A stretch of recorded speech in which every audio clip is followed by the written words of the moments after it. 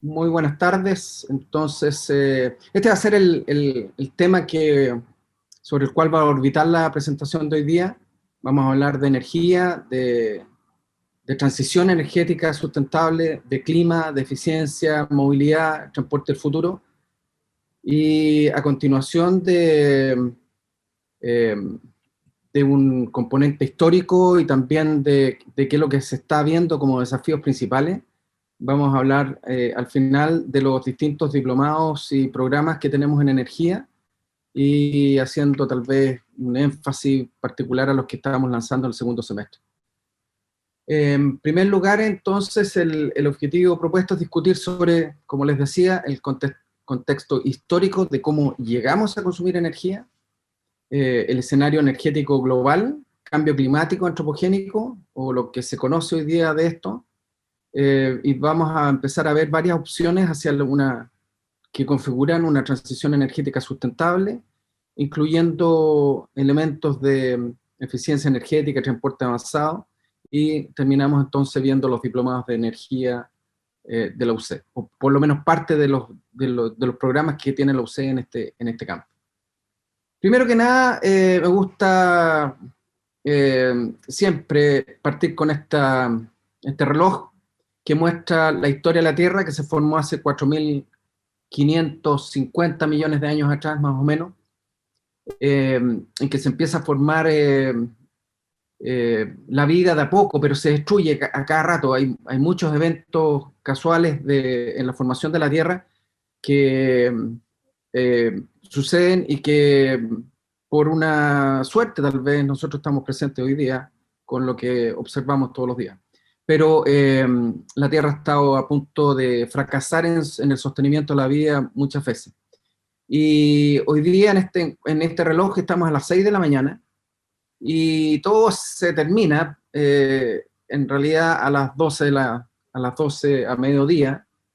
Entonces nace a medianoche, estamos a las 6 de la mañana hoy día, y el Sol se agota, alcanza un 25% extra de diámetro, ya eso significa que sale de lo que se conoce como la secuencia principal y ya está perdido. Pero antes la Tierra ya no es favorable para vivir. De hecho, 1.000 millones de años más, hagamos lo que hagamos, el CO2 se va a agotar, y como el CO2 es la fuente de la vida, el oxígeno inmediatamente se va a agotar, porque los medios biológicos que producen el oxígeno no tendrían CO2 y por lo tanto no tendrían que tomar. Y también hacia las 9 de la mañana se extingue el geodínamo que nos protege de las radiaciones más poderosas, tanto del Sol como del espacio exterior, que también emite cosas y nos afectan todo el tiempo. Lo que pasa es que nosotros no conocemos mucho de eso, y por eso tenemos una visión bastante simplista de los fenómenos que afectan al mundo energético. Pero en realidad la cosa es bastante más complicada, no es simplemente problemas de efecto invernadero causados por CO2, la cosa es bastante más rica en cuanto a lo que está sucediendo afuera, pero nosotros, por alguna razón humana, tendemos a sobresimplificar las cosas. Bueno, el hombre consume energía desde hace probablemente bueno, desde que se formó, pero tiene acceso al fuego probablemente unos 200.000 años, no mucho tiempo, 800 tal vez. Vamos a ver algo de eso. Eh, y el ser humano nace en una parte, nace en África, y de ahí empieza a transitar, a caminar, puede pasar a Asia como a Europa, va evolucionando también, va adquiriendo más inteligencia. Al principio era un personaje bastante primitivo, y como tiene algunos elementos que son superiores a los de otros animales, por ejemplo, movilidad en 3 dimensiones de las manos, empieza a aprender y por lo tanto empieza a adquirir más inteligencia, se empieza a cuestionar las cosas que, por ejemplo, los monos todavía no pueden hacer porque tienen dos grados de libertad en movimiento. Y bueno, finalmente el ser humano abarca todos los territorios, eh, y se empieza a transformar también en lo que conocemos como el Homo sapiens. Eh, en todo este periodo, el consumo de energía, la población alcanzó una posición notable y también el consumo de energía pasa a ser una cosa relevante. Entonces, más o menos como entre 200, hay vestigios, 800.000 años de conocimiento del fuego, eh, pero esto no es sino hasta el presente o al presente cercano de revolución industrial, en que empezamos a consumir energía y también, por lo tanto, está correlacionado, lo vamos a ver, la población empieza a aumentar en forma importante. ¿Cómo se difunde este ser humano? Bueno, caminando. Y también pasa a América, América del Norte, probablemente también a América del Sur, no se sabe muy bien eso, porque hay algunas contradicciones sobre los modelos eh, que se manejan hoy día, y la información y los datos y toda la información eh, paleolítica existente. Esto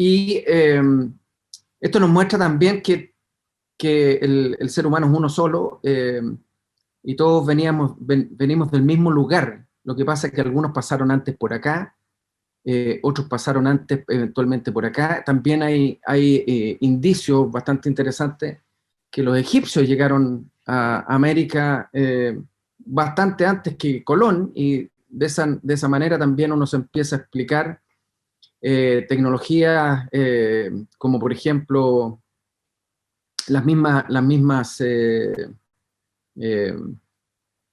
bueno, las mismas pirámides en México, por ejemplo, que es probablemente tecnología egipcia, en fin, y tantas otras cosas que existen de los distintos imperios que nosotros conocemos. No sé si se sigue viendo ahí, se me apagó a mí por lo menos la cosa, y el hombre sigue caminando. Bueno, y sigue avanzando en energía, y de hecho acá vemos un zoom de este mismo relojito en los últimos 10.000 años, donde empiezan a aparecer características de una sociedad más desarrollada, más cooperativa, ya no basada en grupos nómades que transitan nomás y viven, sino que se organizan para poder empezar a construir comunidades, partiendo por una agricultura comunitaria, para varios siglos después empezar con las ciudades. Y bueno, las eras más recientes son la cristiana, la científica y la industrial, que nos caracterizan o nos construyen como sociedad hoy día. Si hacemos un segundo zoom acá a los últimos 200 años, ya empezamos a ver franca presencia de vehículos y sistemas que empiezan a consumir y también a producir energía. Y todo eso se desarrolla bastante recientemente. O sea, estos 2 últimos siglos son los que nos han llevado a esta condición. Y podemos revisar algunas cosas que han sucedido en el pasado, por ejemplo, el uso tecnológico del agua y del viento para molienda. Se ven acá algunos casos, siglo XII, siglo XVIII. Hay vestigios anteriores, por ejemplo, de la figura de la derecha, pero esta es una foto reciente. De hecho, este molino se usa para eventos. Hay varios pisos y uno puede ir a cenar, eventualmente a hacer un matrimonio. Bueno, y después la navegación pasa a la vela, pasa al remo también, pero ya más cerca de nuestra era aparece como vehículo y vehículos rápidos, los clippers, que dominaron por un buen tiempo, probablemente unos 200 años, una cosa así, con tecnología de alta velocidad, hasta que llega el vapor. Y ahí partimos consumiendo energía fósil, como lo vamos a ver. Esta época es bastante interesante y bien apasionante en cuanto al estudio que uno puede tener de ella, porque era la única forma de avanzar a grandes distancias. O se usaba el caballo, o se usaban estos clippers, pero no había, o veleros de otro tipo, no necesariamente estos rápidos, pero eran las únicas formas de salir de la vecindad. Y por eso que mucha gente en el pasado, siglo XVIII, XVII, nacía y no conocía más allá de probablemente 50 kilómetros a la redonda. Bueno, aparece el vapor, y uno de los primeros interesantes también, hay varios entre medio, de hecho está todo el desarrollo del vapor. Uno interesante fue el Great Western, que permitió conectar el sistema ferroviario británico con el norteamericano naciente, pero a través de vapor.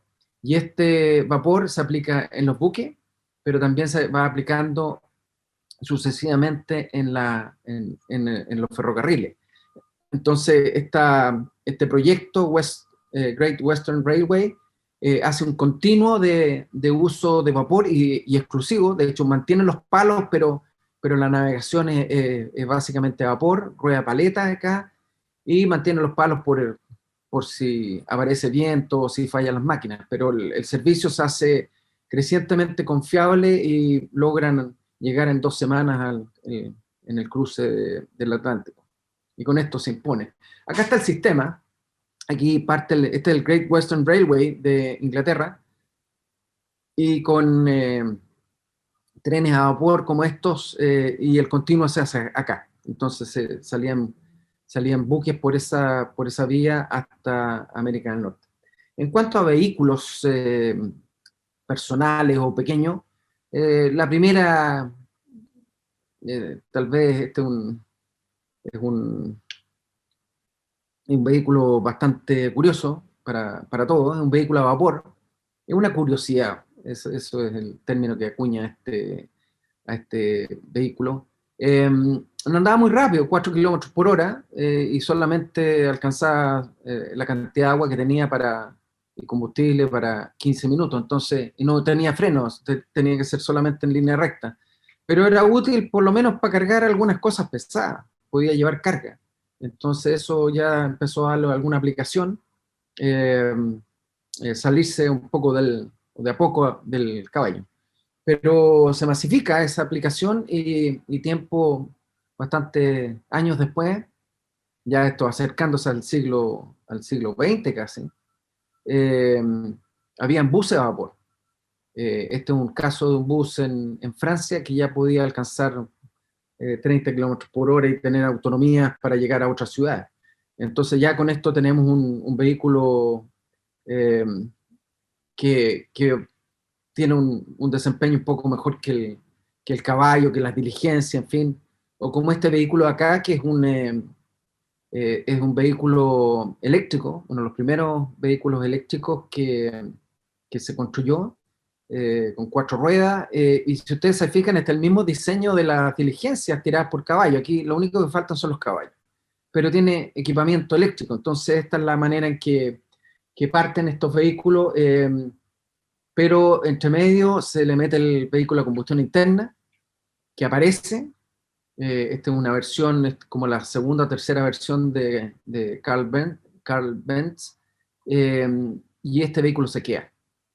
¿Y por qué se queda? Porque, entre otras cosas, era más fácil de utilizar, y teniendo combustible, que también se estaba produciendo simultáneamente en esa época, eh, era bastante más fácil hacerlo. Y hoy día, para tener una idea, la demanda anual de crudo es tremenda, es como un cubo de 2,2 kilómetros de lado. Ese cubo deja chiquitito al edificio más grande del mundo hoy día, y también es grande el volumen si lo comparamos con el volumen humano. El volumen humano es 0,5 kilómetros cúbicos. Si nosotros juntáramos a todas las personas y nos pegamos ahí y hacemos un bloque de personas, en todo el mundo, de hecho las podemos poner todas juntas en uno de los rasgos de la minería chilena y ni siquiera llegamos hasta arriba. Entonces no somos tantas personas tampoco en cuanto a volumen, pero sí utilizamos harto combustible fósil. Desde el año 1850, perdón, empiezan a diseñarse varios desarrolladores del mundo tecnológico, distintos rodetes, y empieza a aparecer tímidamente la energía hidroeléctrica. También se habían desarrollado, por cierto, todos los equipos eléctricos necesarios, y empieza esto a avanzar de a poco. De hecho, se le llamó el carbón blanco. porque se pensaba que iba a desplazar a la generación a vapor, a la generación eléctrica a vapor, cosa que no sucedió. En el mar, aparte de las plantas a vapor de tipo recíproco que alimentaban esos buques como el Great Eastern, el Great Western, perdón, el Great Eastern era una versión más grande del Great Western, aparece la turbina en una lancha rápida que se llamó Turbinia, que la desarrolla William Parsons, y él usa una caldera y una turbina axial, de 3 etapas, si no me equivoco, de 1,6 megawatts, con una hélice. ¿Y qué pasó cuando usó una hélice? Bueno, tenía una gigante batidora, pero el aparato no avanzaba, así que tuvo que ponerle 3 ejes, con 3 hélices cada una. Y de esa manera evitó la cavitación, entonces tuvo que comprender cómo funcionaba la transmisión hidráulica para que pudiera andar este buque con turbina. Y esa turbina es la que finalmente pasa a los sistemas de generación eléctrica, basado también en máquinas térmicas, plantas a vapor con esta turbomáquina para producir electricidad en este generador. Aquí se ve la turbina y aquí está el generador, y debajo de esto está la unidad de condensación. Eh, bueno, también podemos volver al automóvil, porque este auto es un hito en la industria, es el Dodge del año 1923, que es el primer vehículo metálico. ¿Y qué hace esto? Permite acelerar la producción en forma inimaginable, y todos lo copian, y por lo tanto los vehículos dejan de ser fabricados artesanalmente, se empiezan a fabricar industrialmente y con acero que es fácilmente moldeable, y eso es bastante más rápido que lo que se hacía hasta esa época. En el mundo marítimo empieza a aparecer el motor diésel. eh, Tuvo aplicaciones terrestres primero, pero este es un elemento interesante en el transporte, porque el motor diésel ingresa al mundo marítimo tímidamente, como todo, pero al poco andar se impone. Y hoy día me atrevería a decir que probablemente el 80%, 90% del transporte oceánico se basa en motores diésel, de tremendo tamaño, hasta el más grande, la vecindad de los 80 kilowatts. Eh, 80 megawatts, perdón. Y eso gracias a este caballero Rudolf Diesel, que tuvo un trágico fin, y sus tecnologías pasaron al mundo de los ferrocarriles. Y después, lógicamente, con máquinas un poquito más compactas y livianas, pudieron ingresar recién a la propulsión de camiones, vehículos terrestres más compactos. Los sistemas tecnológicos de transporte nacen en el mar casi siempre, y de hecho los primeros aviones comerciales de gran alcance nacieron del mar. Eran hidroaviones como el que se ve acá, y ese vinieron a reemplazar también al Hindenburg, que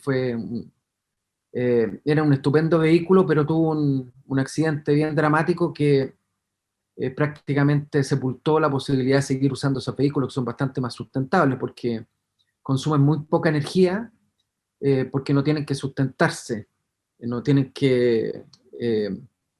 la sustentación aerostática basada en la brillantez de un gas interior nomás.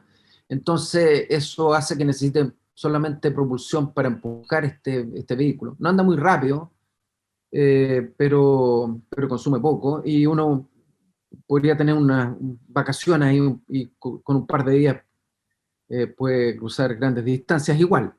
Pero en definitiva falló, y eso además desprestigió el hidrógeno, que es un potencial recurso intermedio para el transporte futuro, eh, y que no fue el causante del accidente en el Hindenburg. El causante del accidente fue la pintura del recubrimiento. Bueno, y Y también se pasó a este tipo de aviones, aviones ya comerciales. Aquí vemos dos casos de línea aérea nacional.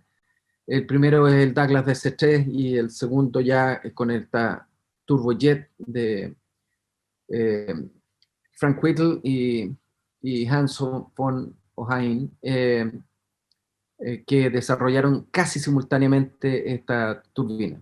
Alemania e Inglaterra simultáneo.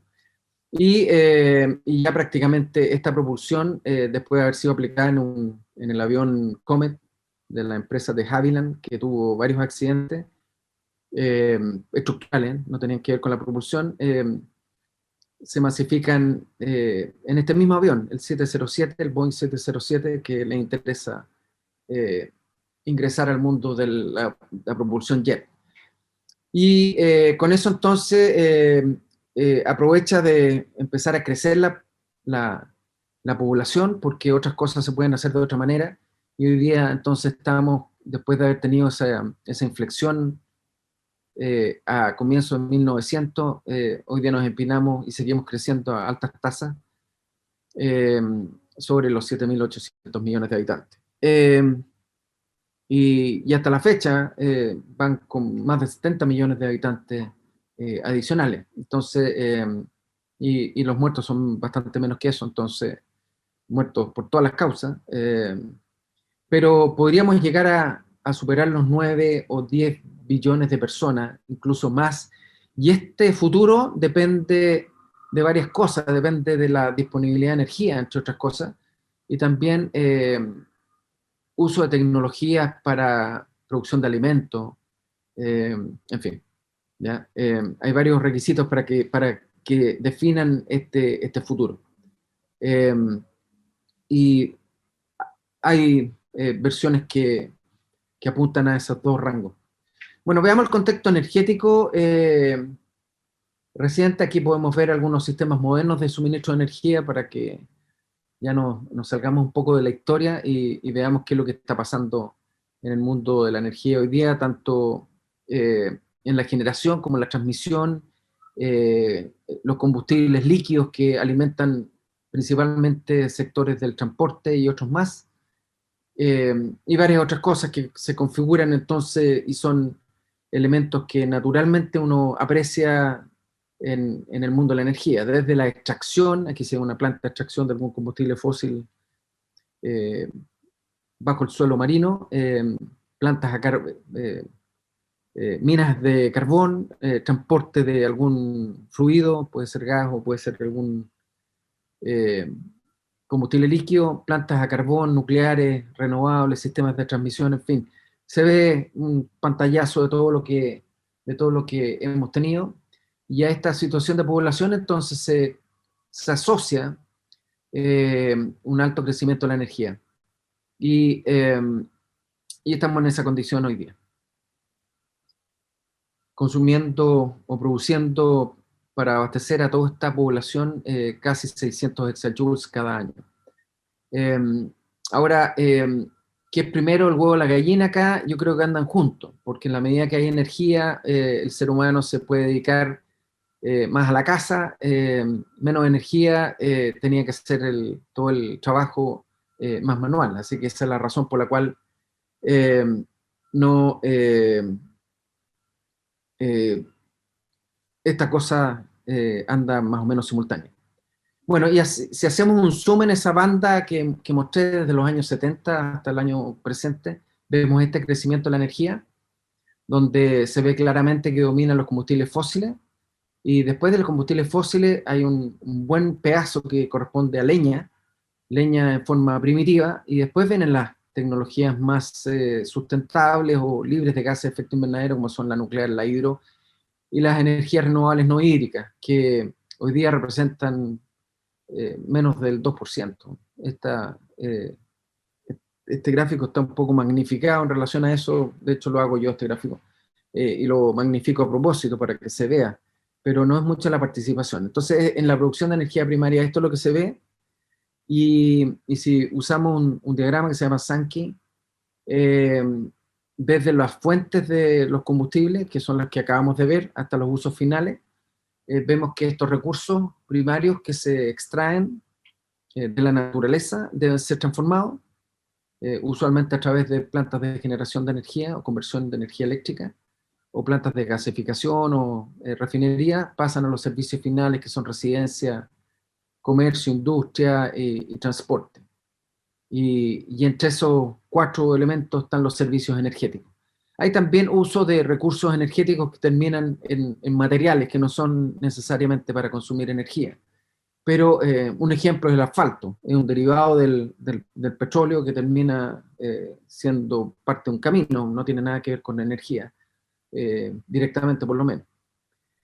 Para que tengamos una idea de qué significa este mundo, domina importantemente los derivados del petróleo, y si eso lo comparamos con el sector transporte, prácticamente corresponde al 20% de toda la energía primaria, este puro sector. Ahora existe un interés de transformar esto en vehículos eléctricos, y vamos a ver qué tan difícil es si es que resaltamos la componente de producción eléctrica que existe hoy día para los sistemas que no son de transporte. Y en ese caso se ve así. Entonces ya vemos que tenemos un porcentaje que ahí aparece, 12%, que es la utilización actual de electricidad sobre la energía primaria. Entonces, si ya tenemos un 20% de recursos fósiles directamente asociados y solamente al transporte, resulta bastante difícil convertir con este 12% todo lo demás. Entonces es un desafío gigante, y ese desafío gigante hay que calibrarlo bien, porque a veces, y suele pasar en nuestro mundo a veces ambicioso, que las nuevas soluciones crean nuevos problemas. Y a veces esos problemas, uno se mira para atrás y dice, ¿para qué estamos haciendo esto? Ya teníamos algo mejor. Puede pasar, ¿ya? Y de hecho se ve no pocas veces. Y en cuanto a la producción eléctrica, usamos 150 exajoules, que representan el 25% de los recursos primarios. Por lo tanto, nuevamente vemos que la conversión para hacer sustentable este sistema y a tener una transición moderna a abastecer todos estos segmentos de consumo final, un desafío permanente que lo vamos a revisar en un rato más. La idea es hacerla, incorporar en forma creciente la conversión eléctrica intermedia, desde los recursos primarios hasta los usos finales. ¿Y por qué? ¿Por qué es más fácil intervenirla? Porque se genera a veces centralizadamente y por lo tanto es fácil modificar algunas cosas, y porque el desarrollo humano está bastante asociado y se correlaciona bien con esta figura, con el consumo eléctrico. No el consumo de energía en general, sino que el consumo eléctrico. Con eso entonces nos da una señal que aquellos países que tienen más avanzados sus sistemas eléctricos también han avanzado en el desarrollo humano, que tiene que ver con aspectos de educación, bienestar general y salud, reflejado en expectativas de vida principalmente. Ahora, no todos los gases del mundo de la energía provienen los gases de efecto invernadero provienen del mundo de la energía. Acá se ve como una fracción importante proviene de la conversión eléctrica y también de los sistemas de transporte y combustibles en residencia, pero una parte no viene de ese segmento. Los desechos, por ejemplo, la industria también es otro ejemplo, cambios de uso suelo, conversión de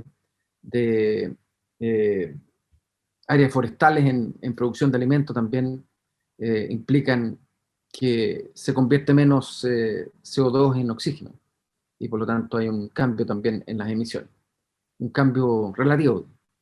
Y como les mencionaba, entonces la energía es la que aporta las principales emisiones que se ven acá. Estos son el segmento eh, energía, pero también podemos apreciar este otro segmento que es bastante grandote, que es el sector agroalimentario, principalmente el sector forestal y otros gases industriales que hacen que la las emisiones casi se dupliquen.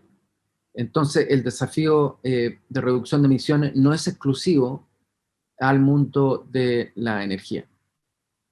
Ahora, este segmento genera otros problemas, entre otras cosas, se producen accidentes, y una buena parte de los accidentes tecnológicos tienen que ver con energía. No son todos. Si ustedes piensan en un accidente de un avión se cae, un avión comercial grande se cae y mueren al tiro 300 personas. Un accidente en energía de los grandes son de 300 personas. Para que tengan más o menos una idea de contraste, pero igual. Ahora, esta es una escala logarítmica, así que se ve un poco achatado. Esta curva es bastante creciente, porque tenemos más accidentes, lógicamente, porque tenemos más personas participando en este planeta, y por lo tanto hay más perturbaciones y más chances de cometer errores y tener problemas. Y acá se ven algunos bien esquemáticos accidentes severos en energía, donde se muestra entre paréntesis al final de cada uno de los casos el número de muertos, y en todos se aprecian en la vecindad las decenas y algunos que son cientos. Por ejemplo, acá una mina de carbón, 300 personas en el año 2014, o sea, hace poco. Acá en producción de carbón, 400, en fin. O sea, accidentes de oleoductos, 500 personas muertas, en fin. Esto es una cosa típica. Ahora, si traemos a este mismo mapa los accidentes tecnológicos, estos se ven minimizados, en todo caso. Y acá tenemos algunos accidentes conocidos, otros no tan conocidos. Por ejemplo, el accidente de Chernobyl, que quien no lo conoce. Después, al par de años, vino un accidente serio en la plataforma Piper Alpha, donde murieron 167 personas, más que en Chernobyl. Y también fue una alerta al mundo de la producción de petróleo y gas. Hace pocos años tuvimos un accidente en Siberia con 75 muertos, y poco tiempo después un accidente en la mina Soma. Pero estos son 4 casos nomás. Esto es bastante más, y hay toda una línea de estudio en ciertas universidades que van analizando lo que se conocen como accidentes severos. De hecho, acá se puede apreciar la mortalidad comparada en el sector energético, donde domina principalmente la producción y transporte de gas licuado petróleo, que es un gas derivado del petróleo, distinto del gas natural que se obtiene directamente de la tierra. Son parecidos, pero la procedencia es distinta. Le siguen la mortandad con accidentes hidroeléctricos, principalmente marcado por unos accidentes serios que hubo en China en el año 74. Y después le sigue carbón y petróleo, fundamentalmente con accidentes en la minería, en la extracción del carbón. Gas natural también tiene algún impacto menor, pero ya vamos, si ustedes se fijan, 2 órdenes de magnitud menos que el gas licuado petróleo, y esto principalmente en sistemas de transporte y también en algunos accidentes de tipo comercial. Y harto más abajo, otro orden de magnitud, está el núcleo eléctrico.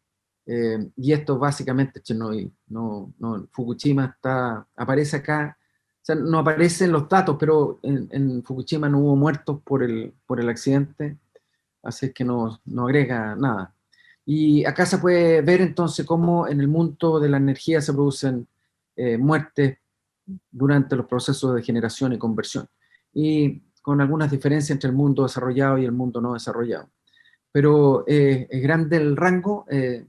Lo más delicado es el carbón, lo cual nos da una señal que deberíamos empezar a salir del carbón. Le sigue el petróleo, que también nos da una señal equivalente, aparte de que tienen autonomía relativamente limitada, en la vecindad de el carbón 200 años y el petróleo probablemente menos de 100 años. Matemáticamente la autonomía del petróleo es 45 años, pero es una estructura matemática, no es una autonomía efectiva. En cambio, acá las tecnologías sustentables tienen bastante menos menos muertos por unidad de energía generada. Repasemos algo de cambio climático. Nuevamente apelando a este relojito, vemos cómo se meten estos distintos elementos acá que habíamos visto, pero aparece la era fósil, y nos hace cambiar la percepción de nuestras emisiones de gases de efecto invernadero, porque la historia de CO2 que se ve acá en esta línea amarilla empieza a cambiar su pendiente. Y también correlacionado con este comportamiento del CO2 natural que existió en la Tierra, antes de que el hombre fuera tecnológico. El hombre existía ya, por cierto, en esta época, pero eran poblaciones nómades y probablemente a nivel planetario un par de millones nomás. Hay una correlación de temperatura. Entonces aquí aparece la sospecha de que la temperatura y el CO2 están correlacionados. Y no es tanto, ¿eh? Pero en fin, se ve una evidencia ahí. Lo que sí, la mayor correlación está con los movimientos del planeta. O sea, es el planeta el que determina principalmente cuál es el set de temperaturas que va a tener, y depende de cuán excéntrica es su órbita, es decir, cuán lejos puede llegar a estar del Sol en ciertos casos, donde de hecho la densidad térmica sobre la superficie de la Tierra llega casi a la mitad, y por lo tanto entonces la temperatura promedio de la Tierra baja. Entonces se dan estas ocasiones entre eras glaciales e interglaciales con diferencia de temperatura hasta 7, 8 grados, lo cual es harto porque es una diferencia de temperatura a nivel global y permanece por varios cientos de años, miles de años, cientos de miles de años. Entonces un periodo glacial puede durar 100.000 años perfectamente. Y la mayor causante de estos cambios de clima eventualmente son la inclinación que tiene la Tierra. La Tierra está inclinándose cada 40.000 años más o menos, y eso también es un elemento que produce estas transiciones. Entonces colabora en ese proceso. Bueno, y si hacemos un zoom en el Holoceno, que es este último periodo, vemos que hemos tenido un periodo de muy estable temperatura, una temperatura medida indirectamente, por eso que son grados Celsius negativos, porque se obtienen de información glacial. Pero a pesar de ser bastante estable, con una tendencia leve a la baja la temperatura acá, hubo varios pueblos que desaparecieron, y entre algunas causas está el clima. Entonces el clima resulta ser importante en la estabilidad del ser humano, y por esa razón es una preocupación permanente hoy día. Y en estas épocas el clima no solamente significa más calor o más frío, sino que significa alterar, por ejemplo, recursos de agua a los cuales dispone un determinado pueblo. Entonces o se extingue el pueblo cuando desaparece el agua, o le sobra agua y se inundan, o se desplazan. Entonces por eso es que en la historia se registran varios pueblos que se extinguen aparentemente, no siguen progresando en el lugar donde están. Si hacemos un zoom más breve en los últimos 1000 años, se ve este cuadro. Estas son informaciones que recopila el IPCC, está más bien sintonizado a ese mercado, y esta es la temperatura que se observa, una temperatura que se ve decreciente. No es lo que se registran en todas las investigaciones, hay que tener cuidado con eso, hay que observarlas todas. En algunas se ven aquí unas eras bastante heladas y algunas eras bastante más calientes. Y para eso hay evidencia, no tanto científica, porque no tenemos los registros ahí, pero evidencias gráficas de lugares congelados y que han sido pintados por distintos autores, y da una idea de cuán frío pudo haber sido el lugar. También en este periodo que es más cercano, que refleja los últimos 140 años, 160 años en realidad, se puede apreciar cómo la temperatura de la Tierra ha ido creciendo, y esto se asocia, para mi gusto, no completamente, y tal vez con cierta precariedad científica, a, al desarrollo tecnológico de la sociedad, eh, que era relativamente poca en este lugar, con poca población, menos de 1.000 millones de habitantes, y la temperatura ha ido aumentando. Entonces, que hay un hecho que ha aumentado la temperatura, es claro, y también es un hecho que ha aumentado el CO2. Ahora, lógicamente, la causación de esos dos no es tan evidente.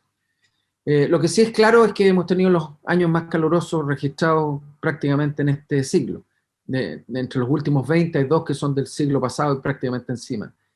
Entonces, tenemos esta observación y, bueno, el planeta va a seguir orbitando alrededor del Sol en una elipse cada vez más cerrada, bastante circunferencial, y por lo tanto, lo que nos queda es que aumente la temperatura.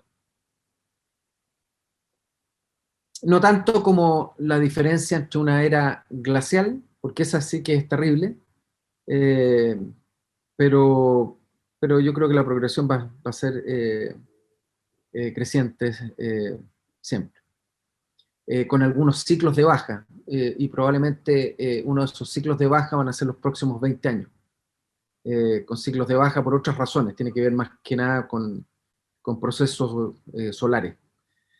Bueno, y en vez de tener entonces las emisiones que teníamos en este punto, y si es que seguimos esta misma figura, podríamos pensar en alguna eh, pasada a una peligrosísima era glacial probablemente en unos 20.000 años más, estamos acá arriba. Entonces, esta es la disyuntiva, o simplemente nos vamos hacia un mundo muy frío, o con baja proporción de CO2 o alta proporción de CO2. Y vamos a ver qué pasa con la temperatura acá, que no está observado el cambio porque es bastante menos en la escala. Y esto se observa con nuevos instrumentos. Acá se ven dos o tres sistemas que están monitoreando el CO2 desde el espacio, pero no por estar monitoreando significa que está claramente percibida la causa de ese CO2 completa. Es decir, si no hay también una componente en el fondo que es de origen natural. Este es un mapa de una foto que es interesante porque muestra cómo en el desarrollo industrial está en el hemisferio norte, pero aparte de eso no hay mucho más que conversar. Y simplemente están exagerados los colores para que se pueda ver la diferencia. Se han hecho distintos escenarios en la historia, hay como 4 familias de escenarios. Hoy día dominan los escenarios que se conocen como los RCP, que son concentraciones representativas de gases de efecto invernadero en su trayectoria. Y acá se ven las 4 familias de trayectorias que se están manejando hoy día.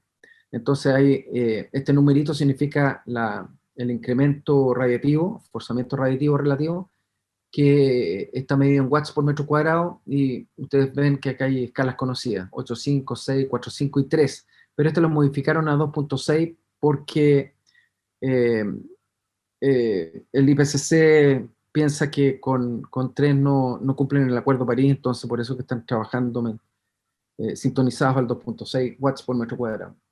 Y estos son los escenarios de concentración simulados por distintos grupos de investigación de modelamiento matemático, y que se aprecia acá que la concentración con este escenario eventualmente podría acotarse, mitigarse, y con los otros dos se escapa. Eh, También podrían cambiar las precipitaciones a futuro. De hecho van a cambiar porque el clima es un cambio permanente. Pero en este escenario no tanto, y en este escenario de 8.5 watts por metro cuadrado, más agresivo, lógicamente que se ve más afectado, donde hay más continente seco y eventualmente más mar con precipitaciones, que no es el sentido, o sea, y también el Ártico con precipitaciones, lo cual hace cambios en otro sentido. Eh, Facilita en este caso la navegación oceánica, en fin. Y esta es la proyección de temperatura hacia el año 2100. en el escenario más favorable y en el escenario menos favorable. En resumen, hemos superado hoy día los 2,3 watts por metro cuadrado, es decir, estamos cerca del 2,6, y eso fundamentalmente asociado al CO2, también al metano, halógenos, pero hay algunas cosas que son tan poco claras, como son las nubes y el fenómeno de aerosoles, incluso aerosoles que están, algunos de ellos gatillados por eventos extraplanetarios. Eh, y por eso entonces estamos en esta posición hoy día. Y seguramente el próximo informe de cambio climático que va a salir este año, debería estar saliendo, o el próximo año, va a marcar bastante más. Y vamos a orbitar un tiempo alrededor de sus comentarios.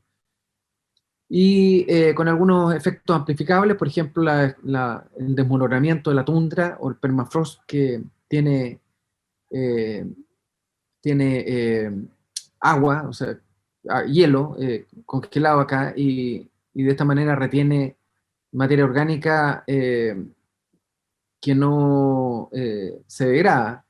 Y cuando esto se rompe, simplemente por el calor, el derretimiento local, esto sucede en Siberia y en algunas zonas de latitudes extremas, se desmorona y se empieza a descomponer, y lógicamente la metanización de esto resulta ser bastante grave.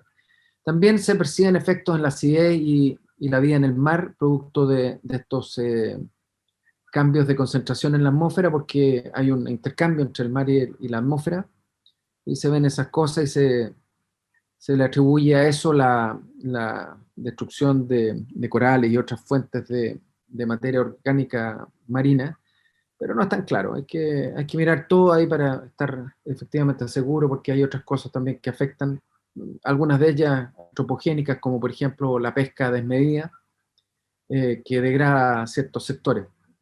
Y también el IPCC reporta cambios previstos de temperatura según estos escenarios, y lo podemos ver acá en una versión un poco más avanzada, es decir, hasta el año 2300, en que se ve que según el escenario que domine nuestro desarrollo socioeconómico, vamos a tener distintos finales de temperatura en este caso.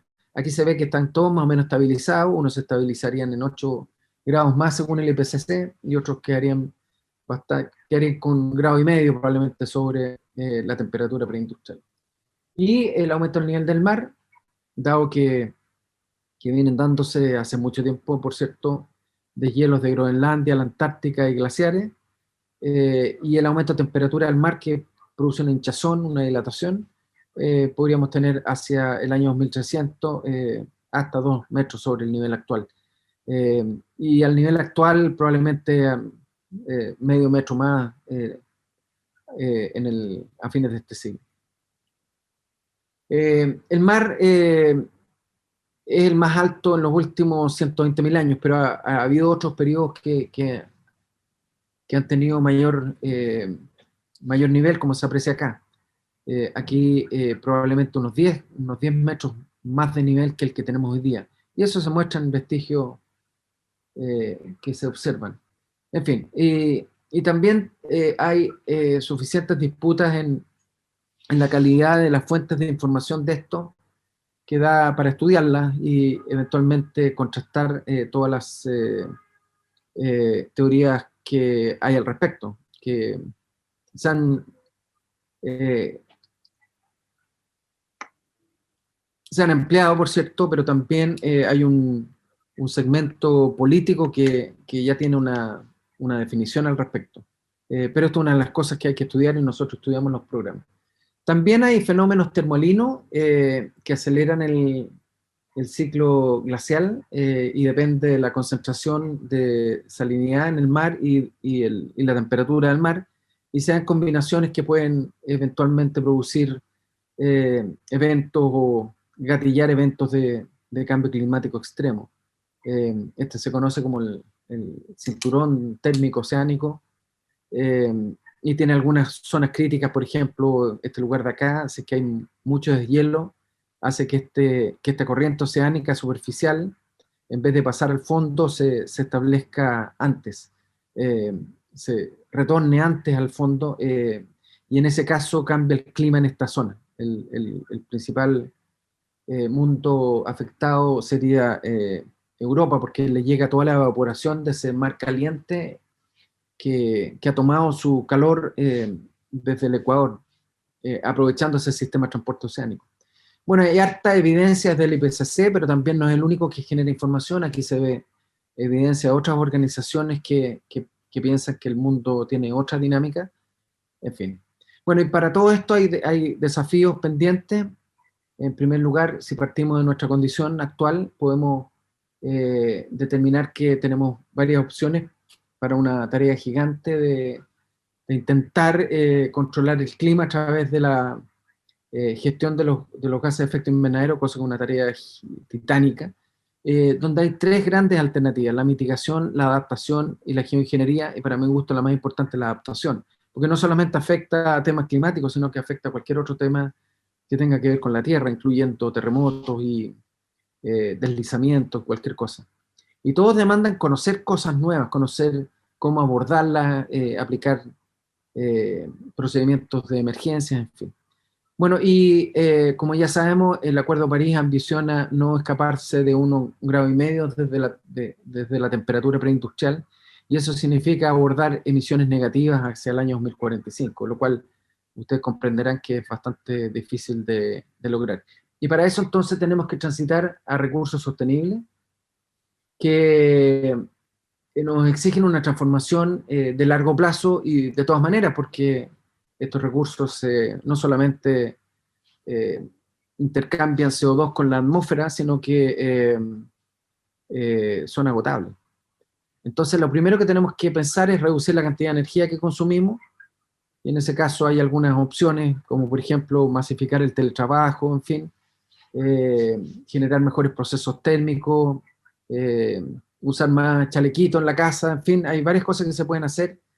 Hay otras cosas más radicales, como por ejemplo reducir la población. Si no nos enfrascamos en una guerra, la población va a seguir creciendo, pero es difícil hacer una baja de casi 2 billones de personas en poco tiempo. Entonces aquí tenemos varias opciones de, eh, de ahorrar energía. Por ejemplo, los viajes. Estos viajes son dramáticos, los desechos, en fin, y usar más bicicletas, casas pasivas, en fin.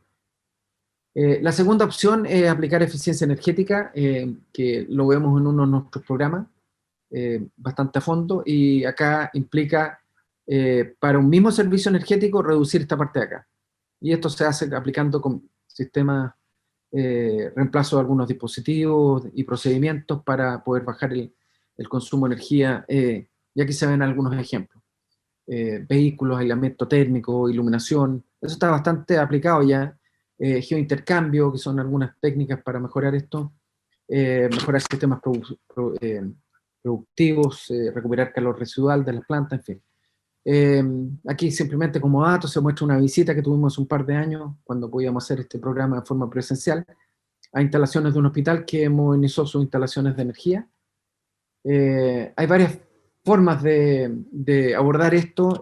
Interesante es que muchas de las medidas se pueden aplicar produciendo economías, pero no siempre se hacen porque a veces involucran una inversión inicial y por eso se postergan, pero puede haber una buena fracción de baja con economía neta, y las siguientes formas son más caras.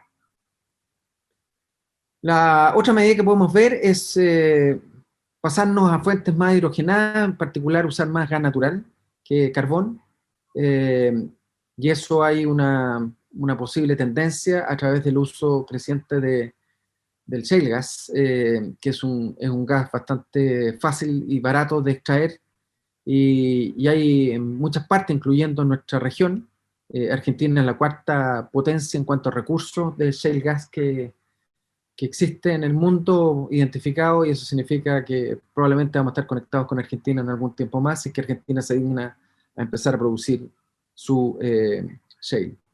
Y necesita, por cierto, un montón de infraestructura para que esto funcione. Otra medida es transitar hacia los biocombustibles, que permite reemplazar parte de la vía de acá por esta vía de acá.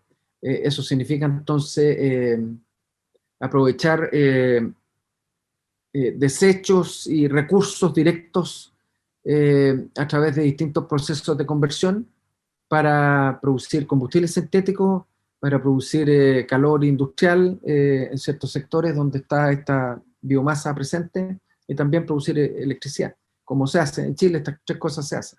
Entonces, no tanto biocombustible, pero existe la capacidad para hacerlo. Se hacen y lo hemos hecho en la universidad, así que esto no es una novedad para nosotros a las escalas que corresponden. Entonces, existen varias maneras de aprovecharlo, la biomasa, y acá se ven las formas más típicas de producción, algunos en otras partes del mundo, pero esto acá, esto lógicamente son fotos de productos que se venden acá, el uso pellet, pero producción líquida y gaseosa, sobre todo en nuestro caso a través de los vertederos, pero puede haber una producción gaseosa masiva desde nuestro creciente mundo o industria agroalimentaria. Y para uso en distintos vehículos. Todos estos vehículos han probado distintas fracciones de bioenergía, incluyendo esta flota de guerra. Hace unos 4 años atrás que hizo una prueba masiva. El portaaviones no, porque era nuclear, y el submarino que no se ve acá también era nuclear, pero hicieron pruebas de mezclar combustibles típicos con bioenergía, y también se han probado en aviones, y funcionan, pero todavía son caros. Pero esto es mandatorio, es esencial para producir este Acuerdo de París que nos demanda emisiones negativas. Eso significa aspirar CO2 del aire, y eso se puede hacer, lógicamente, con tecnología de captura directa, lo cual es bastante absurdo, pero también incorporando harta biomasa con captura de secuestro asociada en el barrio. Entonces, de esa manera se puede avanzar harto en este mundo. Y de hecho, acá se ven un cuadro donde se ve la cantidad de biomasa proporcional al uso actual que debería ser agregada para poder producir esta trayectoria P4, que es uno de los casos que se han planteado. Otra medida es capturar los gases de efecto invernadero, es decir, lo mismo que se proponía para la bioenergía, con sistemas centralizados en las plantas a carbón y los sectores industriales, para que esto no queden los gases en la atmósfera y se dispongan en algún lugar. Entonces la gracia acá es bajar la producción unitaria de gases de efecto invernadero. Aquí se ve este cuadro en el mundo de la energía, y de esta manera entonces acercar el mundo de los combustibles fósiles a través de captura y secuestro a niveles que son parecidos a los de las tecnologías durables y las tecnologías nucleares. Entonces la idea es capturar en los sistemas fósiles a través de plantas de generación a carbón, que pueden ser las mismas actuales, las más modernas sobre todo, que pueden extraerse en la cola una parte importante del CO2, y también incorporar tecnologías futuras que puedan hacer esto en forma más eficiente aún. La idea es mitigar el CO2, no es eliminar el carbono. El carbono es parte de nuestro cuerpo, parte de nuestro planeta, así que no se trata de eliminar este carbono, sino que eliminar el CO2 adicional. No sacamos nada con eliminar esto, porque quedamos con una crisis energética si hiciéramos esto, y finalmente lo único que hacemos es un retroceso socioeconómico. La siguiente medida en esta transición energética es reducir el carbono a través de incorporar la opción del hidrógeno con distintas formas de producción. Hoy día el hidrógeno se saca del reformado del gas natural, principalmente, no se hace por tecnología renovable como se quiere hacer acá, pero puede dar más flexibilidad al sistema al poder jugar un poco con las componentes eléctricas e hidrógeno. Es decir, se puede ahí hacer alguna especie de transición simultánea para poder compensar cuando hay exceso de electricidad, poder producir hidrógeno y viceversa. Y también se puede usar directamente en el transporte. Esta es una propuesta, aunque está pensada en gas natural acá, se puede llevar a al mundo del hidrógeno, y de hecho el hidrógeno ya se usa en transporte, pero en esta aplicación muy particular oceánica, pero ya nos dice que esto es posible. Aquí se alcanza a ver una visita también de hace un par de años atrás de nuestro diplomado de electromovilidad y biocombustibles a Medbus, y nos fuimos en un bus eléctrico además, este bus eléctrico, y pudimos conocer todas las opciones necesarias para hacer de este mundo eléctrico. Y una última medida es transitar hacia fuentes sin gases de efecto invernadero, que son las que están acá, la nuclear, la geotérmica, la hidroelectricidad solar y eólica, y para eso significa convertir el actual mapa que se tiene, hoy día nosotros estamos acá en el año 2020, 2021, y implica eventualmente llegar a un escenario como el que se ve acá. Este es un escenario nomás, no significa otra cosa, y se ve entonces que la mayoría de las opciones sustentables aquí aumentan su proporción y las fósiles disminuyen su proporción. Y eso hay que ver si es factible, porque los esfuerzos en cuanto a uso de suelo y otras cosas son gigantes en la mayoría de los casos. En otros no, por ejemplo en estos de acá no es tan complejo, pero aquí es súper complejo. Entonces podemos pensar en más hidroelectricidad, eventualmente pasar a también una buena fracción del mapa energético de generación a centrales nucleares que no tienen problemas de disponibilidad de energía, y eventualmente a futuro vamos a tener noticias bastante cerca, a fines de esta década, sobre la fusión nuclear, eh, pero también todas estas formas de energía que están evolucionando, pero prácticamente aquí funcionan dos. La eólica, de todo este mapa, todas existen de alguna manera, esta no tanto, y esta tampoco han ingresado, esta tampoco, pero la geotermia, la eólica oceánica también, y la mareomotriz también. La undimotriz no ha tenido resultados económicos todavía. Y la solar térmica avanza, pero no tan rápido como la fotovoltaica, que es la siguiente, y esta crece como la espuma. De hecho, ya superó a la energía eólica en su penetración. Pero tiene un problema. Esta forma de generación genera nuevos problemas, como conversamos al principio, porque de las tecnologías que empiezan a salir de la producción, tienen que mandar sus paneles a desecho, y vamos a tener un buen pedazo de volumen, probablemente el tamaño de un gran monte, el monte Everest aquí en material descartado en el futuro, lo cual implica un problemazo. Y también tenemos que considerar una importante adición en el sistema, si es que lo forzamos hacia las energías renovables no hídricas, porque hay que agregar almacenamiento, que es imperativo para que este mundo funcione. Y estos sistemas hoy día están todavía naciendo, entonces hay harto que hacer. Y los principales sistemas acá son hídricos, son estos sistemas de bombeo, prácticamente del total que existe de almacenamiento hoy día, un buen porcentaje, el 95% es bombeo hidráulico. Eh, y un remanente pequeño, esta es una mezcla donde están apareciendo las baterías, pero también hay aire comprimido y volantes de inercia, y sales térmicas y otras cosas. Otra cosa también que tenemos que pensar a futuro es cómo adaptarnos con el cambio de clima, porque el cambio de clima es la constante, no es una cosa excepcional. El mundo ha estado cambiando de clima desde que nació y va a seguir cambiando su clima hasta que muera.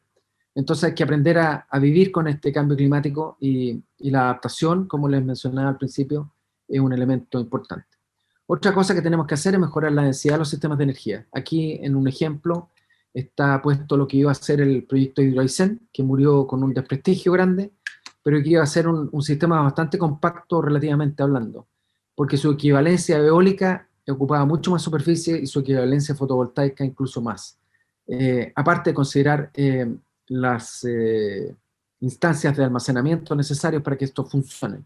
Entonces, nos quejábamos de algo que era relativamente poco importante, y en cuanto a inversiones también es mucho más, porque esto eran 2.700 megawatts y estos son como 7.000, esto es como 8.000 megawatts para hacer el mismo servicio energético.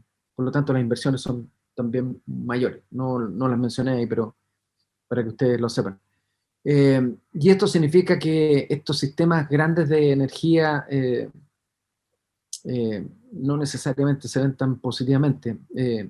Para que tengan una idea, esta central va desde, en Santiago, el equivalente Carlos Baldovino, teniendo la universidad al centro, hasta el Jumbo de la Florida.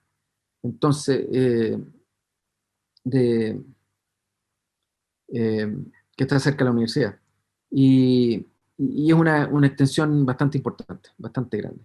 Ahora, si queremos hacer alta densidad de sistemas de energía, lo lógico sería ir por la nuclear, que podría generar toda la energía eléctrica chilena, que representan una potencia máxima de 11 gigawatts más o menos, con 97 hectáreas. La universidad son 50 hectáreas, si no me equivoco, 56 hectáreas. Entonces, con un campus un poquito más grande que el campus San Joaquín de la Universidad Católica, podríamos generar toda la energía eléctrica para el país. Y si todo falla, bueno, la geoingeniería es el último recurso para poder avanzar en un intento de control del clima, a través de varias tecnologías que se han propuesto, que nos las vamos a detallar ahora.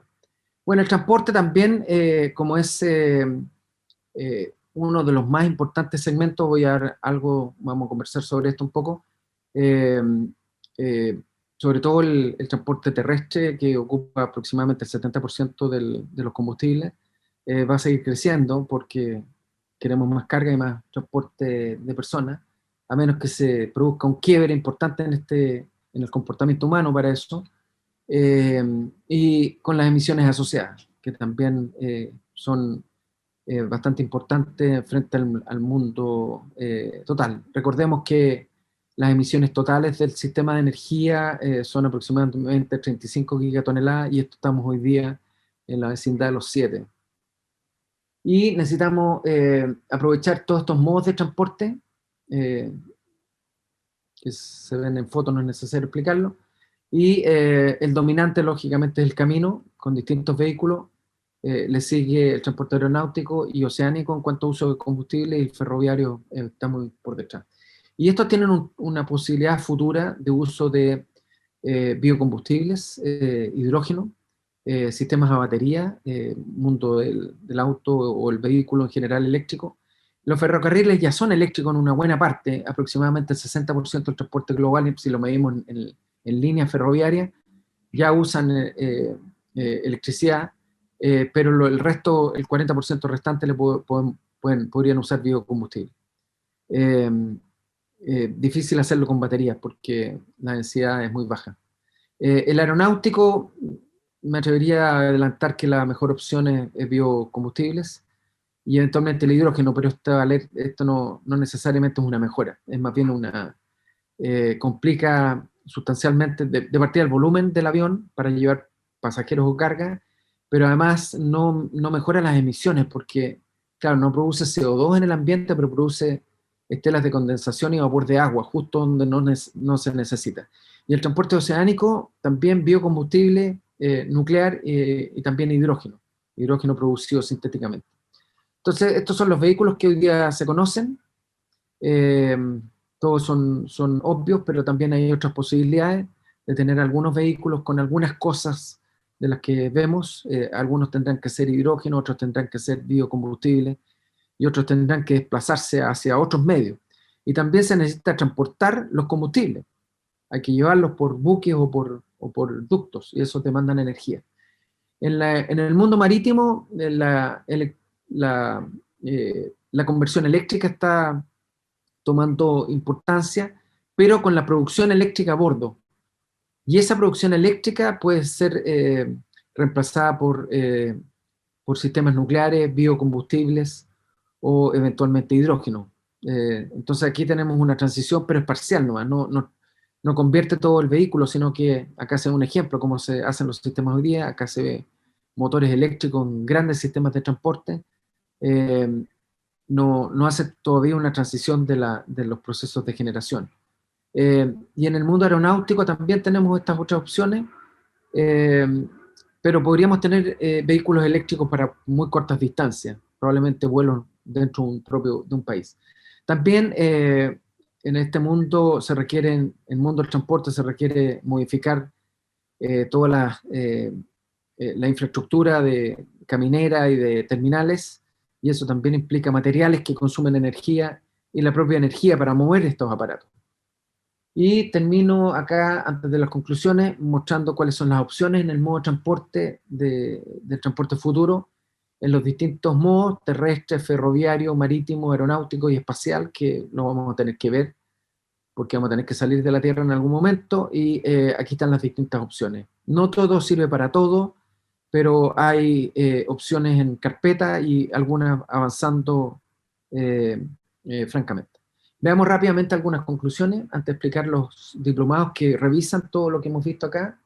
Y lógicamente el objetivo nuestro es no agravar el clima, mejorar el ambiente con las medidas que se pueden aplicar. Los compromisos actuales están por debajo de lo que se necesita, por lo tanto las emisiones han seguido aumentando. El avance de la electricidad baja en CO2 también está lenta, sobre todo porque no se consideran hoy día con mucha fuerza la hidroelectricidad y la nucleoelectricidad. Eh, los viajes aeronáuticos están muy baratos, por lo tanto hay todo un incentivo para que la gente se mueva. Eh, y la demanda, eventualmente con el teletrabajo que ya se incorporó y el telestudio, se va a trasladar. No es que vaya a disminuir, sino que se traslada y tal vez no muy eficientemente. Y tenemos una batería de tecnologías en desarrollo con distintas escalas. Entonces, ¿qué es lo que tenemos pendiente acá? Es profundizar las medidas de conversión y uso de energía y controlar sus emisiones en los tres segmentos principales de uso final. Considerar también otras cosas, los problemas que generan las nuevas tecnologías, el uso de espacio adicional para producir los combustibles nuevos o la conversión nueva de baja densidad, el riesgo de accidentes asociado a todas las tecnologías, los desechos en los procesos de la transición energética. Entonces, todo eso lo tenemos que conocer y aplicar, porque no es simplemente apretar, en ninguno de estos casos esto se hace aplicando un botón y las cosas no se hacen automáticamente. Entonces tenemos que estudiar cuáles son las reales opciones y no las opciones que nos cuenta la prensa, para que el traspaso hacia un mundo sustentable sea más coherente y amigable, en definitiva. Nosotros tenemos una batería de diplomados en energía y todos estos nacen eh, de nuestra escuela de ingeniería, que tiene casi 130 años, y atiende el problema de la energía como una de sus grandes áreas. La Universidad Católica es, como ustedes saben, la mejor del país y también la mejor de la región, según el ranking QS internacional, que nos sitúa hoy día en la 121, ahí está un poco atrasado esto, eh, y el pionero tal vez en el mundo de la energía en nuestra escuela fue el magíster en Ingeniería de la Energía, que se ofrece desde el año 2008 y se orienta a licenciados en Ciencias de la Ingeniería con 2 años de experiencia laboral. Tiene 24 cursos y algunos cursos optativos, y sus clases son los viernes PM y los días sábados. Tiene una batería de cursos, aquí están los cursos centrales, los cursos mínimos. Esto va a cambiar en arquitectura levemente en el futuro cercano, pero es básicamente lo que está. Y tenemos entonces cursos mínimos, pero también un bloque de profundización en energías renovables y otro bloque en energía nuclear. Las razones por las cuales tenemos estas dos líneas, porque son las grandes posibilidades de conversión eléctrica sin emisión de gases de efecto invernadero. Eso, así de simple. Y con todos estos cursos que están acá, nosotros hemos desarrollado una batería de diplomados. Entonces tenemos 11 diplomados articulables con el MIE, que son para personas con los mismos requisitos del MIE, pero que no tienen suficiente tiempo para disponer de estudio para avanzar en un magíster, y lo quieren hacer solamente en un diplomado. Pero lo demás es lo mismo y se dictan las clases los mismos días que el magíster. Y finalmente los créditos son convalidables si la persona postula e ingresa al magíster, no necesita hacer lógicamente los cursos que tomó de nuevo. Y estos son los programas que tenemos hoy día disponibles. Son 11, como les decía. Más fácil que ver esto, tal vez leerlos. Tenemos en biocombustible, en eficiencia energética, en transporte, en núcleo electricidad, en termoelectricidad, en generación eléctrica, en mercado, en política energética, en proyectos, en seguridad y en tecnologías renovables. Estos son los diplomados que son base del magíster en ingeniería de la energía. Y también hemos creado otros diplomados que son específicos, que no son articulables, que también están a cargo de profesores del magíster y de la práctica. Y se orienta a profesionales de distintas áreas, ¿no? De las ciencias de la ingeniería, que tienen título profesional, pero también a licenciados recién graduados. Y esa es la diferencia fundamental con el anterior. Las clases son los días viernes en la noche y los días sábados en la mañana. En el caso del magíster son los viernes en la tarde y todo el día sábado. Y estos son los diplomados que tenemos para personas que no son licenciados en ciencias de la ingeniería. Si lo vamos a una lista, se ven acá, y vamos a explicar los 3 que lanzamos a continuación en este semestre. Aquí se ven. El primero es el diplomado en energía sustentable, que básicamente ve los sistemas de conversión de energía eléctrica. Ese es su foco. Ve fundamentos, por cierto, y también ve tecnologías más amplias que esto, pero finalmente se convierte a cómo transitar sustentablemente hacia estas formas, y saliéndose un poco del carbón y gas natural sobre todo. Después viene el diplomado de eficiencia energética, que también sale este semestre, que busca ver cómo convertir mejor la energía, aparte de conocer los fundamentos de la energía, por cierto, cómo hacer una conversión de energía más eficiente. En todos los planos, en los usos finales, pero también en la conversión eléctrica y en las propias fuentes. Y finalmente, el último diplomado que lanzamos este semestre es el de electromovilidad y biocombustible. Cada uno de estos lo hemos hecho en más de 3 versiones, y este se dedica básicamente al mundo del biocombustible aplicado al sector transporte, y a la conversión eléctrica aplicado al sector transporte.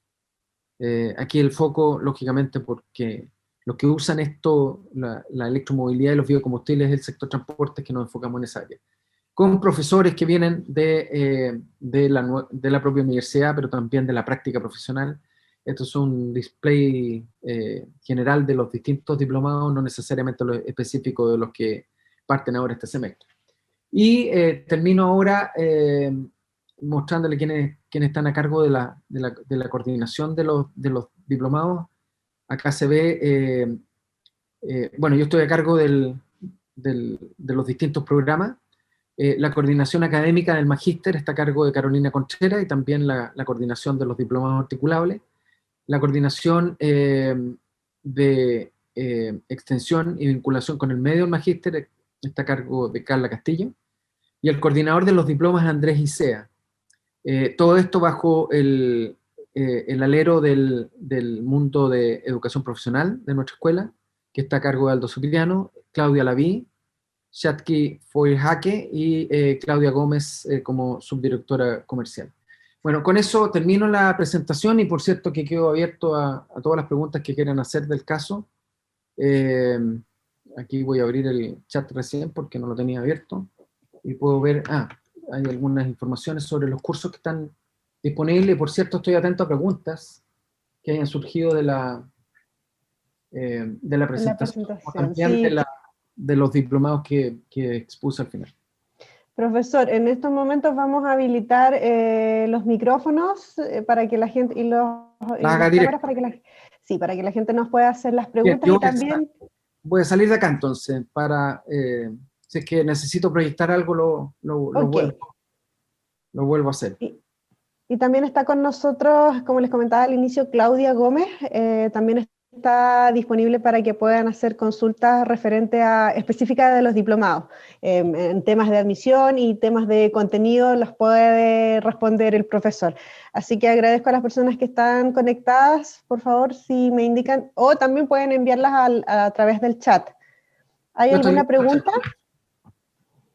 El mundo de la energía es bastante desafiante, implica adoptar un sinfín de medidas a futuro para que podamos transitar, salir de los combustibles fósiles, principalmente por temas combinados de agotamiento de los recursos como de contribución al clima.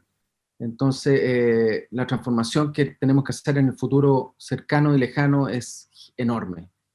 Y por lo tanto, el mundo de la energía, desde la perspectiva laboral y también de afición, si es que alguien la quiere tomar simplemente como hobby, está presente siempre y va a estar presente siempre. Gracias, profesor.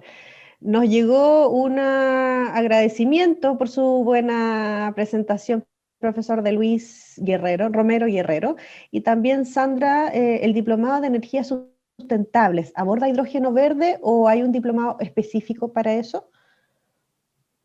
Hay diplomados específicos, pero lógicamente el diplomado de energía sustentable lo aborda como uno de los elementos de la transición. Nosotros revisamos cuáles son las opciones, algo les adelanté ahora qué es lo que significa el mundo del hidrógeno, y se ve a través de los proyectos y es un mundo incipiente.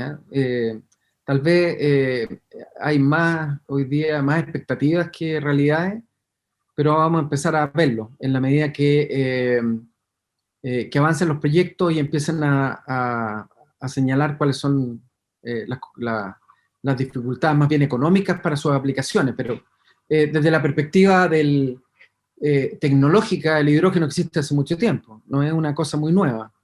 El hidrógeno y producido también por tecnología renovable, porque en el fondo la electrólisis no distingue que si la electricidad es de origen térmico o durable. Entonces, esa industria existe hace rato también para aplicarse en procesos de refinación y industrias de distinto tipo. Así que sí se ve a instancias de proyecto y también se revisan qué cosas están sucediendo acá. Dale. No, perdón, Julio. De todas maneras, igual comentarles que efectivamente también tenemos un diplomado que se llama Tecnologías del Hidrógeno, donde también se aborda el tema. También es una posibilidad que puedan revisarlo. En este programa profundizan el potencial del hidrógeno verde, considerando los medios de transporte terrestre y marino, los usos en la minería y en el desarrollo de la infraestructura necesaria para realizar estas actividades. Eso es principalmente.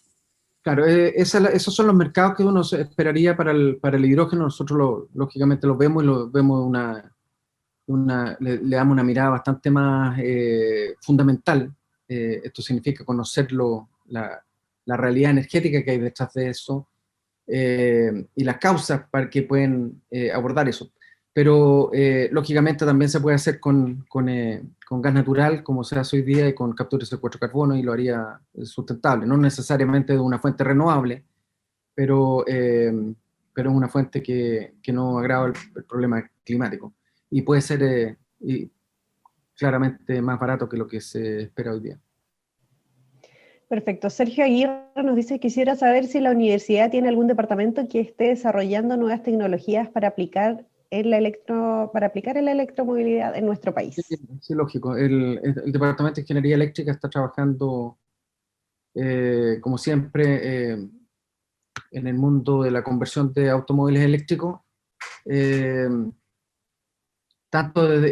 Y otros departamentos también lo ven desde la perspectiva de los mercados, pero la perspectiva técnica lo ve el Departamento de Ingeniería Eléctrica.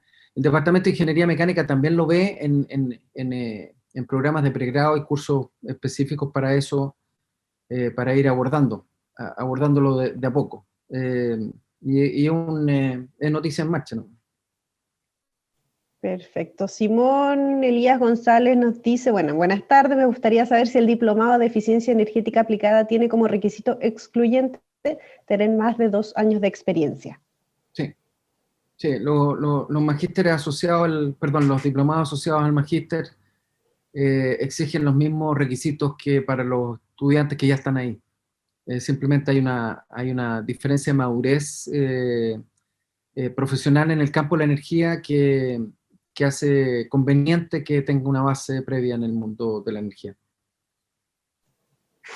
Perfecto. Sergio Aguirre dice, respecto a la generación de electricidad en los domicilios, llama la atención que aún no se apliquen y masifiquen sistemas de generación como la fotovoltaica, con posibilidades de inyectar energía sobrante a la red del sistema interconectado. ¿A qué se debe esto según su opinión, profesor? A ver, primero que nada, necesitamos, para que esto funcione, se necesita poder medir lo que sale, y el proceso de transformación de medición no fue tan exitoso. De hecho, resultó con el ministro reemplazado. Pero esto no es tan simple, o sea, uno tiene que ver las ventajas que tiene la energía centralizada, que puede ser más barata, versus la energía generada en la propia casa. Que si bien es cierto, tiene eventualmente la posibilidad de independizarse de la red, de repente puede fallar y alguien necesita la red, entonces no necesariamente tenemos una independencia total. Y son de alto costo igual, ¿no? Producen un ahorro relativo en la medida que la generación centralizada sea cara, pero se espera por otro lado que esa generación empiece a bajar de costo, y por lo tanto no estoy tan seguro que haya un gradiente económico tan importante como para tener generación domiciliaria. Y también en el tema de precios, o sea, a lo mejor, claro, uno ahorra respecto a la red, pero al momento de vender, depende cómo se focalicen los precios, es que esto se va a hacer más o menos atractivo. Y otra cosa, no olvidarse, en los paneles fotovoltaicos, al término de la vida útil, hay que desecharlos, y hay que reciclarlos, y hay que desarrollar las tecnologías para eso. Y no son triviales, y la cantidad es enorme. Así que no es tan... cuidado con pensar que esto es fácil de masificar. La verdad que no lo es. Y fotovoltaico compite con otras opciones, o compite con todas las otras opciones sustentables, por lo tanto no es la única tecnología que permite abaratar los costos de generación.